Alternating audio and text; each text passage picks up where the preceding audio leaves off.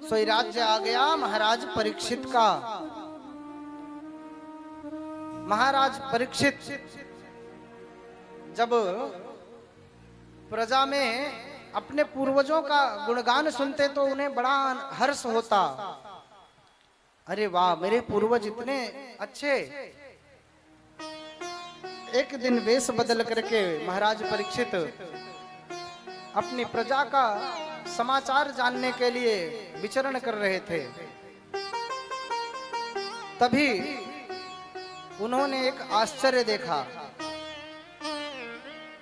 वहां पर देख क्या रहे हैं कि एक गाय जो कि उसके पीछे एक काला सा पुरुष मारता हुआ गाय को आगे आगे आगे गैया आ रही है, पीछे पीछे वह काला सा काल पुरुष है। और एक साथ में एक बछड़ा है। उस बछड़े के 3 पैर टूटे हुए, एक पैर पे वो घसीटता हुआ चला आ रहा है।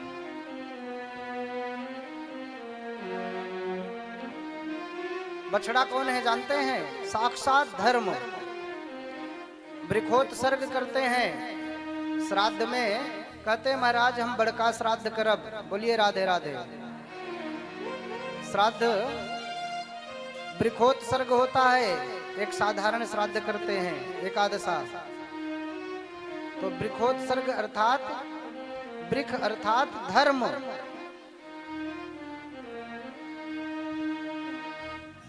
बछड़े का दान होता है, बछड़े का पूजन होता है उसमें। तो वृखोत्सर्ग अपने पूर्वजों के लिए जरूर करना चाहिए। वृखोत्सर्ग करने से निश्चित ही कल्याण होता है उस जीवात्मा का।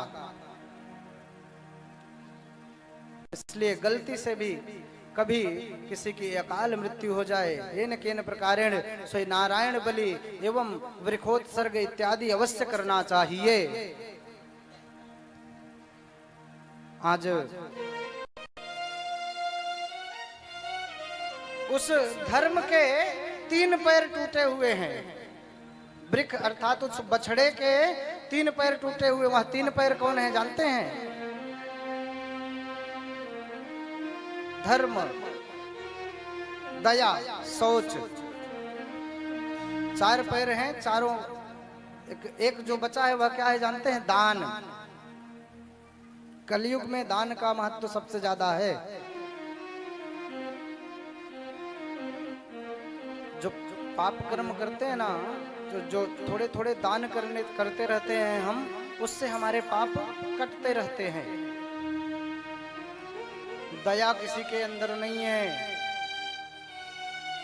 धर्म का आचरण कोई नहीं मान रहा है। और इस कलिकाल में एक ही बचा क्या? दान। वर्षे वर्षे क्रमात् जाता मंगलम नापि दृश्यते। जैसे ही यह कलिकाल और आगे बढ़ेगा तो यह भी बहुत ही क्षीण हो जाएगा।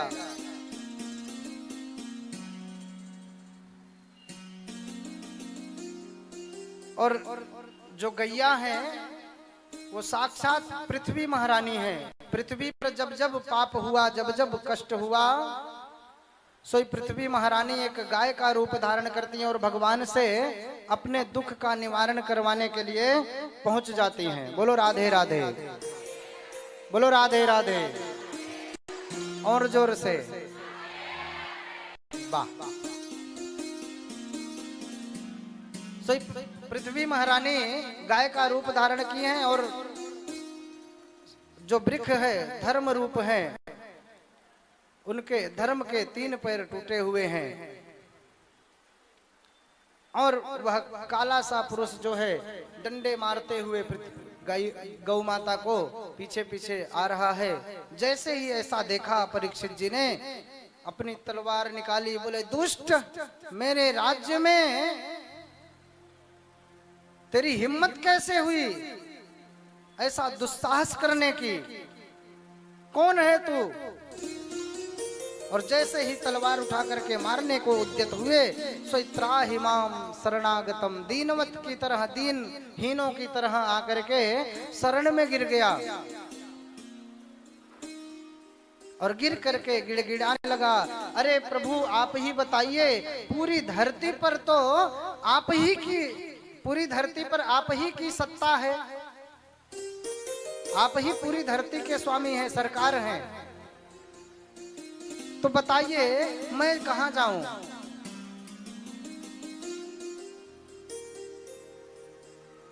बोला अरे ऐसे दुष्ट पापी हमारे भारतवर्ष में नहीं रह सकते।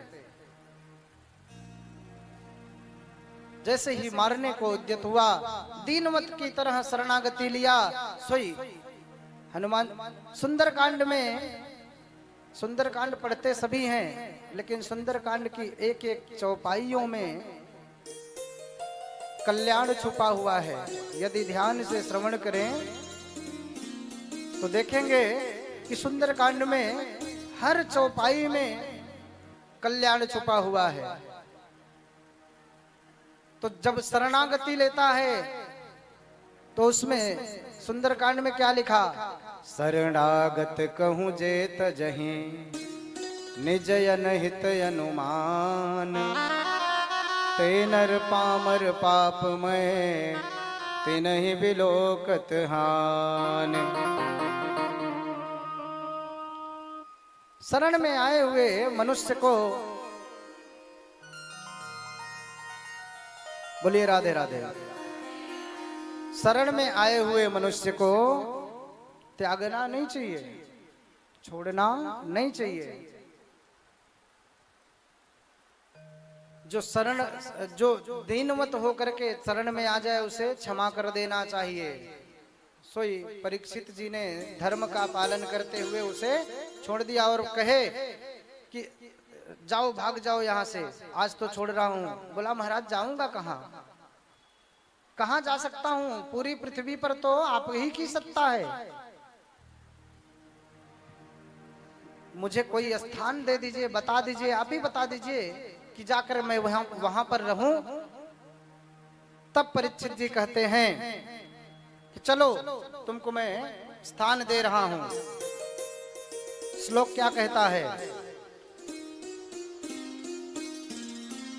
द्योतम पानम स्त्रियम सोना। पहले उसका गुण पूछे कि तुम्हारे अंदर गुण क्या है और अवगुण क्या है, पहले बताओ मुझे। तो उन्होंने कहा कि महाराज अवगुण तो पूछो मत, अवगुणों की तो मैं खान हूं, और गुण मात्र एक है मेरे पास। बोले क्या है, गुण एक ही है तो पहले गुण बता दे क्या है। बोले महाराज यत् फलम नास्ति तपसा न योगे न समाधिना, तत्फलम लभते सम्यक् कलौ केशव कीर्तना। जो फल ना तो तपस्या से, ना योग से, ना समाधि से प्राप्त होता है, वही फल हमारे आ जाने के बाद मात्र और मात्र भगवान नाम संकीर्तन करने से प्राप्त हो जाएगा। बोलिए जय वृंदावन बिहारी लाल की। जो आप बार बार मैं संकीर्तन करवाता हूं ना, यही वह संकीर्तन है। भगवान नाम उच्चारण करने मात्र से ही, गोस्वामी बाबा कितना सुंदर लिखे, कलियुग केवल नाम आधारा, कलियुग केवल नाम आधारा, सुमिरि सुमिरि नर उतरहि पारा, सुमिर सुमिर नर उतरहि पारा, कलियुग केवल नाम आधारा, कलियुग केवल नाम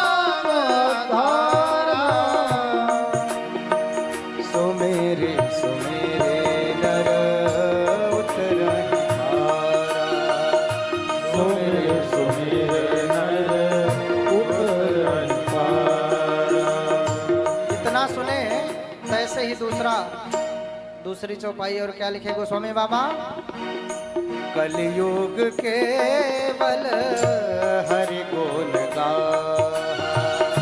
कलयुग केवल हरि गुण गाहा, गावहि नर पावहि भव थाहा, गावहि नर पावहि भव थाहा, कलयुग केवल हरि गुण गाहा, कलयुग केवल हरि गुण गाहा, हरि गुण गाहा, गावहि नर पावहि भव थाहा, गावहि नर पावहि भव थाहा। इस कलिकाल में बहुत आवश्यक नहीं है वेद शास्त्र पढ़ना, वो तो ज्ञानियों की बात है। अरे हमारी मैया गोपियों को क्या आता था, कितना पढ़ी लिखी थी वो। अरे मैया यशोदा को ही देख लीजिए, कृष्ण कहने में ही उनकी जिह्वा लटपटा जाती थी। कन्हैया को कभी उन्होंने कृष्ण कहा ही नहीं। अरे ना जाने कितने नाम लिया, कलुआ कनुआ क्या क्या नाम बुला डाले, लेकिन उनका कृष्ण नाम कभी उन्होंने नहीं लिया। सोई इस कलिकाल में नाम संकीर्तनम यस्य सर्व पाप प्रणाशनम, भागवत जी में लिखा गया कि नाम संकीर्तन करने मात्र से मनुष्य के समस्त पाप नष्ट हो जाते हैं और पुण्य का अभ्युदय हो जाता है। जब इतना गुण सुन लिया, एक ही गुण में महाराज परीक्षित गदगद हो गए और इस गुण पर रीझ गए। उन्होंने कहा तू जाने दे, अवगुण मत बता। अवगुण सुनने, पापी के पाप को सुनने में भी पाप लगता है। बोलो राधे राधे। सो पापी के पाप को कभी सुनना नहीं चाहिए। कोई पाप करके आए और आपको बताने लगे कि आज तो मैंने ऐसा कर दिया, आज तो मैंने वैसा कर दिया, सोई आप सुनेंगे तो आपको भी पाप लग जाएगा। इसलिए उसको कहते नहीं नहीं भागो यहाँ से, जाओ। पापी के पाप को कभी सुनना नहीं चाहिए। सो आज परीक्षित जी कहते हैं अब तो रहने दे, पाप मत बता। लेकिन ध्यान दे, जहां पर बता रहा हूं सिर्फ वहीं रहना है। 4 स्थान दिया। द्यूतम पानम स्त्रियम सूना, द्यूतम पानम स्त्रियः सूना, यत्रा धर्मश्चतुर्विधः। क्या कहा? जहां पर द्यूतम पानम, जहां पर जुआरी लोग रहते हो, जुआ खेलने वाले, पानम अर्थात मदिरा पान करने वाले, ये महापाप हैं। 5 महापाप में एक पाप होता है ये मदिरा पान करना। आज तो लोगों की जरूरत बन गया है। बोलो राधे राधे। इसलिए मेरे प्यारे यहाँ पर जितने भी बैठे हैं, जान लो अभी किया तो किया, अब आगे कभी अगर गलती से गलती हो जाए तो वो माफी योग्य होती है। लेकिन जो जानबूझ करके जो गलती करते हैं वो तो यमराज के लठ से ही साफ होती है। बोलो राधे राधे। जब यमराज के लठ पड़ते हैं तभी वह गलती माफ होती है। इसलिए जानबूझ करके गलती नहीं करना चाहिए। जब तक नहीं जानते थे तब तक किया सो किया, लेकिन आगे कभी मत करना।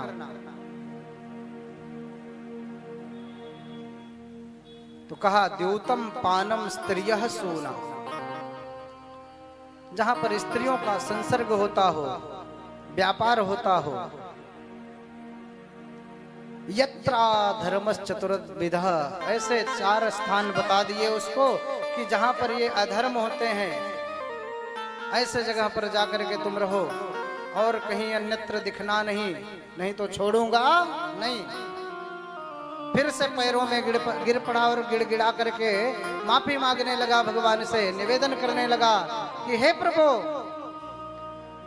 आपने 4 कमरा दे दिया, चलो ठीक है, मैं उसी में अपना जो है गुजारा कर लेता हूं, लेकिन आप मेरे ऊपर एक कृपा और करिए, एक गेस्ट रूम और दे देंगे तो मेरा पूरा घर बन जाएगा बढ़िया।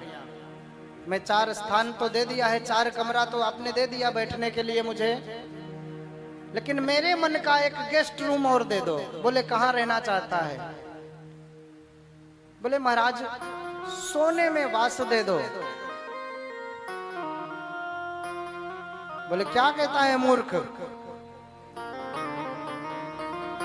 सोने में तो हमारे गोविंद बसते हैं, हमारे भगवान का वास होता है सुवर्ण में, और तू कहता है कि सुवर्ण में वास दे दूं। तो उन्होंने फटकार लगाई तो गिड़गिड़ाने लगा, अरे महाराज, जहां गोविंद रहेंगे मैं वहां जा ही नहीं सकता।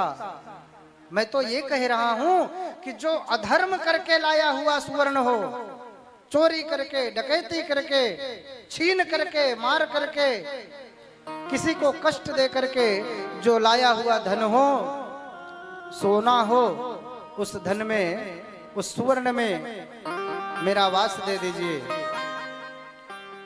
परीक्षित जी ने कहा तथा